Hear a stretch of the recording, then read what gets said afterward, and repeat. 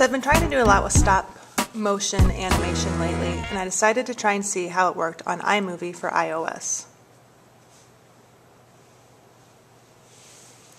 So earlier I recorded these clips of my coffee mug moving slightly across the ground. You see that in the end it did just fine.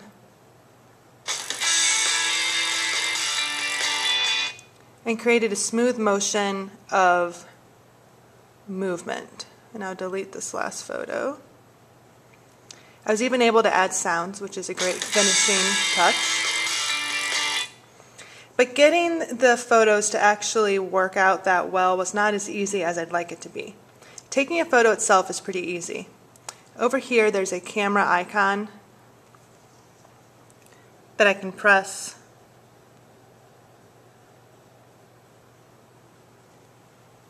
to turn on the camera.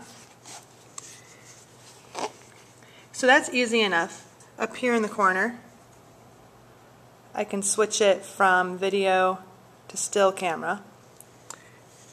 So now when I take a picture, it asks me if I want to use it. And then it automatically adds it to my project right here. When I click on it, I see that it's automatically made at 6 seconds, and I can drag the end to make it shorter. The shortest I can make it is 0.3, which is thankfully short enough for most projects, but if you're really trying to make a smooth, high-quality stop motion, you'll need it to be closer to 0.1 seconds, and iMovie for iOS will not work for you. Here's the real frustration. iMovie for iOS provides an automatic Ken Burns effect. So see how that photo is shifting slightly? That's something that I had to manually shut off on each photo, and it's not actually an option to shut it off. What I could really do was set the ending and starting position for that photo to be identical.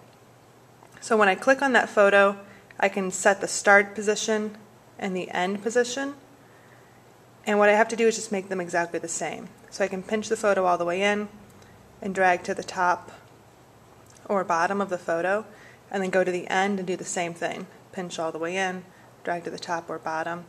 Now this photo will hold completely still. But I did have to do that for each individual photo because originally all of these clips tried to zoom as well. So I can, with that process, use the iPad for iOS for stop motion. It's actually not too hard. I just have to make sure that I set that start and end position for each individual photo and make sure that 0.3 seconds is just fine.